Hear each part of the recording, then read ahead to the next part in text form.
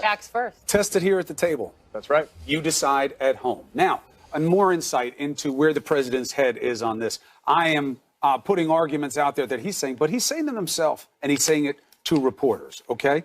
Maggie Haberman is home, recovering from surgery, and she gets a phone call from the president of the United States through his assistant. He wants to talk to the New York Times, specifically to Maggie, about this. And he says, I'm not under investigation. You read this in Maggie's piece. As you know, the investigation, has nothing to do with us. Now, that's not true. The special prosecutor is looking at the dismissal of Comey by all indications. What are those indications? The documents that he's asking for tells you which way he's going. So the president in that context must be under investigation. But what does Maggie Haberman have to say? CNN political analyst joins us now by phone, once again breaking records for recovery. I couldn't even look at people, let alone talk on the phone when I was in the shape that you're in. But you got a call from the president. Please tell us about it, my friend, and I hope you're doing well. Thanks, Chris. Thanks for having me. So just to add a little bit of clarity, I had been asked to help out on one thing by my editor, so I made a phone call to a staff member about it. I was not expecting to get a call from him back, and then suddenly the phone rang, and it was his assistant looking to have a conversation. You know, he clearly, as you know very well, he loves feeling like he can control a narrative, and clearly the stories about how angry he is about all of this, true or not, were bothering him. He was projecting a very clear aura of calm, whether that is true or not. That was obviously what he wanted to get across. I will say, and I think you know this as well, he is one of these people who vents and sort of blows off steam, and it can be a pretty messy storm, and then he's fine, and then the storm will come back again later. My sense from talking to a lot of aides in the White House is that is how he has been dealing with this. Look, they knew that an indictment was likely coming against Paul Manafort. Rick Gates, Manafort's longtime deputy, was not a surprise. They tend to go hand in hand. I think that George Papadopoulos, the foreign policy aide, surprised them in terms of his guilty plea, and certainly the fact that Sam Clovis had gone in to be interviewed, not that he might be, but just that it had happened, and the way it happened caught people off guard. But you are dealing with a White House that has been in this surreal, having to go to work every day, knowing that this Russia investigation is going on for a while. I think there's a difference between how Trump is feeling about it and how his aides are. What we know is he's doing what he always does, which is he's watching a lot of television, and he's paying very close attention to the coverage about this. Let me ask you something. When he was talking about the fact that he's not under investigation, did you feel that he was putting that on you as a suggestion, that he wanted to make that known, make that case, or do you think he actually believes that he's not under investigation?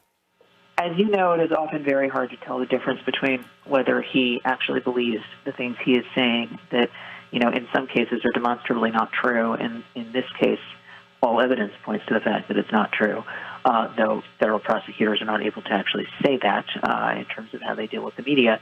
I couldn't tell. I think he wants people to think that he is not, and I think he wants to convince himself that he is not to some extent. But as you said before, this is an investigation that touches on him, and we have heard from several people that obstruction of justice is one aspect that's being looked at that points right to the president. What was your biggest takeaway from this? I mean, a little unusual. You have amazing access to the president, and journalism is better for it.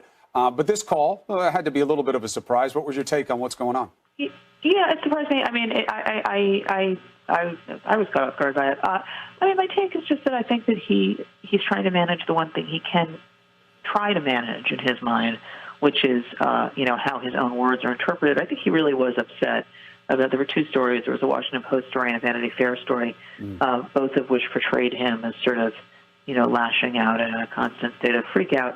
And again, my understanding is that is not true. I think that it is certainly true that he's mad. I certainly think it's true that he's frustrated by this. But he, I think, felt like, again, he didn't say this. This is my read. I think as he heads into this Asia trip, stories about him, out of control and unable to do anything, and just sort of sitting here watching this as a spectator, I think make him feel hapless. He's about to go on this very lengthy diplomatic trip, and I think he wants to try to project some aura of strength regardless of what's happening. I mean, it doesn't sound like he gave you a whole lot of basis to report that he isn't. consumed or / distracted, as General Kelly said, John Kelly he's said. Definitely consumed and distracted. I think the difference is whether he's running around yelling, and I think that's sort of the distinction. But look, he's obsessed with his own coverage, and this is yet another element of it. So is he sitting around watching a lot of television about this? Absolutely. Did he talk at all? You mentioned this Asia trip, and you're spot on about its importance. I mean, especially early on in an administration like this many countries, this many issues on the table. He may well meet with Vladimir Putin on this trip. Did he talk about that at all? Is it all in his focus in terms of how he's getting prepared for it and his level of confidence going into it? No, he referenced. He just referenced that he was excited to go. He made some brief reference to China. But there was nothing. There was nothing specific, and there was nothing really to discern from it. Everyone has heard. I think Jeff Zeleny has reported this as well. That prepping him has been difficult for this. Prepping him under any circumstance is different because he has a very limited attention span. But I think this has been harder right now. But I think that most aides think that this is a good thing to try to shift his attention off of current events at home.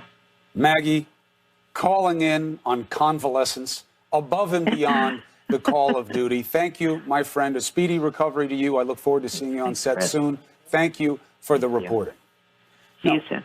All right, be well.